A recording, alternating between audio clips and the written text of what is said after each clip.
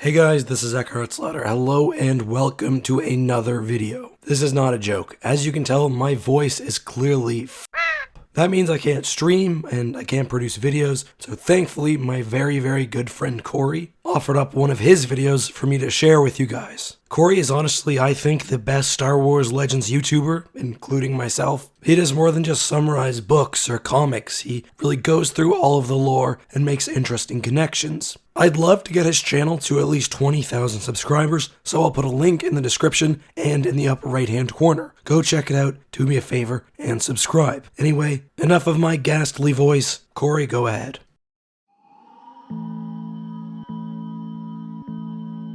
Although Star Wars tends to focus on major intersecting character stories, one of my favorite parts of Star Wars media is when we get a glimpse into the daily life of people in the galaxy beyond our usual protagonists, or their view of events.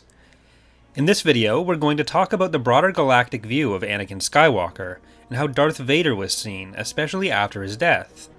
Because it is such a rarely explored area, this is going to be a bit less conclusive than a lot of other video topics, but I still think it's an interesting topic to look at what's available. I'm sure I'll have missed some references, so if there's other tidbits you've found, please leave them in the comments. I'd love to hear them. I would also like to do a similar video for the new canon as well, especially with how, up to this point, the sequel trilogy has had a pretty big focus on this kind of thing. Today we're just going to be talking about Legends, though. We as the audience get a pretty full view of Anakin's journey to become Darth Vader, and his turn away from the dark side and redemption. I do have some problems with how Star Wars handles the idea of redemption, to be honest, but that's a topic for another day. Within the lore of the expanded universe, the spread of information that Vader was the one to kill Palpatine, not Luke, was not immediate or even necessarily complete. Even for people that heard about Vader's ultimate turn, the idea that Vader was suddenly a hero or a good person wasn't really accepted very readily. In Truce at Bakura, set essentially immediately after the events at Endor, we get a scene between Leia and Anakin's Force Ghost, where Anakin is confused as to why Luke would forgive, but she wouldn't.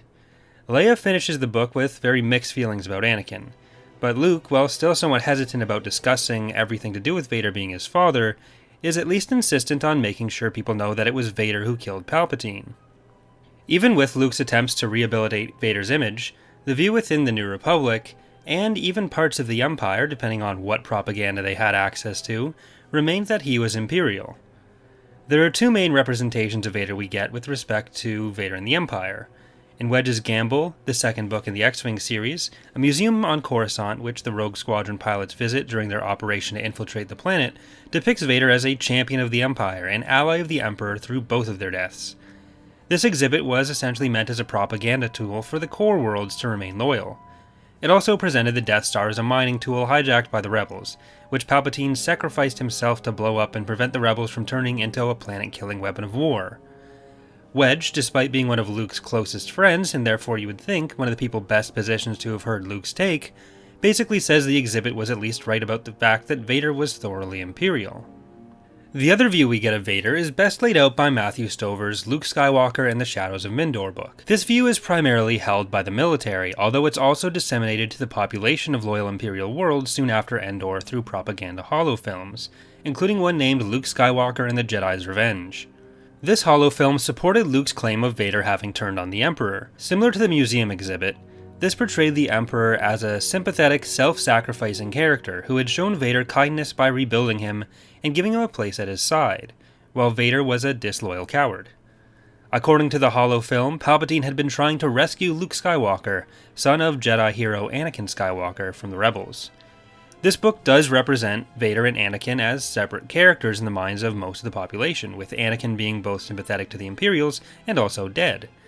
It was Vader, going more mad and power-hungry over time, who ruined the Emperor's chance to save Luke, with the point of the film being to set up Luke as the successor to the Emperor and Lord Shadowspawn, the main antagonist of the book, as a decoy Luke taking his place.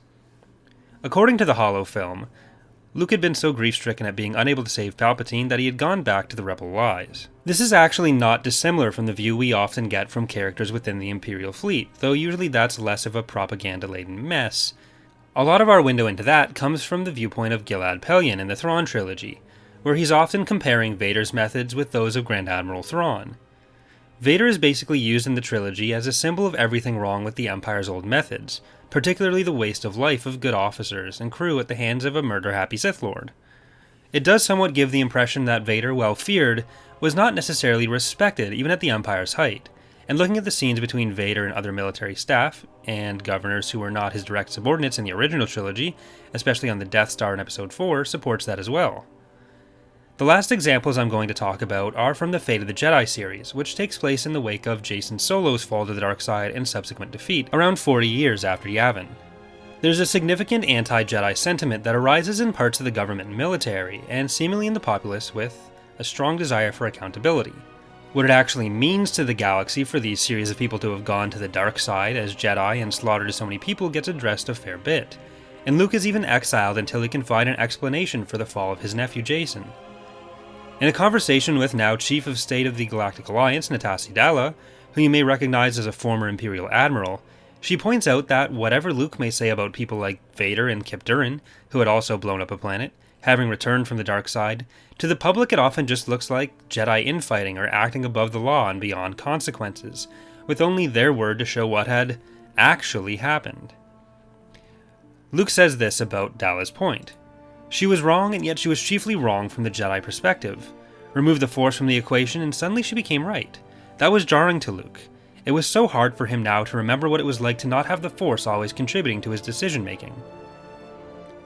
The series has a few references to Vader directly, with his family in the Jedi Order being somewhat more sympathetic, but still critical, and with another conversation between Vader's granddaughter, Jaina, and another temporarily fallen Jedi, Tahiri Vela, mentioning Jaina's desire to help Tahiri, being, quote, better than the Darth Vader urge to make the galaxy a better place by destroying everything that doesn't behave. Ultimately, the picture we get of how the galaxy views these characters is that it doesn't matter to them that they returned from the dark side and became servants of the light side after having done these things. For most people, the Force is this impenetrable thing that other Jedi do, and to understand when these characters are themselves, when they're controlled by the dark side or the light, it doesn't change the fact that they still did those things. We get one more relevant bit of Darth Vader's pop culture portrayal in Fate of the Jedi, later in the series where Dalla's crackdown on dissidents within the Galactic Alliance has garnered more criticism. Holoreels criticizing her policies start to include footage of Palpatine, Vader, and Darth Caedus. This highlights that the broader perception of Vader, given the emotions the holoreel is intended to elicit, was still as the Sith Lord and Tyrant, not as Anakin Skywalker, the redeemed Jedi. So despite the fact that he gets to live on in eternity as Hayden Christensen, while Obi-Wan is stuck as a much older Alec Guinness, nothing wrong with that, to the Empire, Vader has become a traitor on top of a butcher. Even in the New Republic and later Galactic Alliance, his turn on the Empire and killing the Emperor had done little to change their view of him. That's the bulk of what I was able to find on how he's talked about and portrayed by other characters, and especially by the galaxy at large. There is a bit of Dark Empire, I believe, that goes into a bit of Palpatine's view of him as a traitor, but that's basically to be expected. He threw him down a shaft. Either way, that's going to do it for today's video. If you have any suggestions for future videos, please leave them in the comments. And for any questions, please use the hashtag QuestionTime for the potential Q&A series. If you've enjoyed, consider leaving a like and subscribing. Thanks for watching, and I hope to see you next time.